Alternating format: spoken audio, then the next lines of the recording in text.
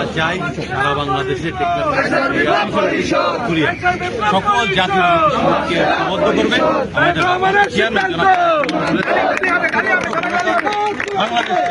আমরা সেই ঐক্যবদ্ধ করার জন্য আমাদের যে বর্তমান কমিটি রয়েছে এদেরকে আমরা শুভেচ্ছা জানাই। আগামী দিনে এই কমিটির নেতৃত্বে বাংলাদেশে কৃষির জাগরণ শুরু হবে ইনশাআল্লাহ। পরিচয় কৃষি মনোয়াল ইসলাম এনাম, সদ্য বিলুপ্তিকৃত আহ্বায়ক কমিটির সদস্য ছিলাম। নির্বাচন নিয়ে আপনাদের ভাবনা?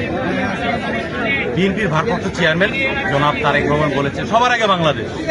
তো আমরা আগামী দিনে বাংলাদেশের যে গণতন্ত্র দীর্ঘ 16 বছর পুনর্গঠিত করার জন্য তারেক রহমান যে আন্দোলন করছে, এই আন্দোলনে আমরা সবাই শরিক হব এবং আমরা আগামী দিনে তারেক রহমানের নেতৃত্বে বাংলাদেশে গণতন্ত্র প্রতিষ্ঠা হবে এবং বাংলাদেশের মানুষ দীর্ঘদিন যে ভোটের অধিকার থেকে বঞ্চিত হয়েছে সেই ভোটের অধিকার ইনশাআল্লাহ প্রতিষ্ঠিত হবে। Thank you.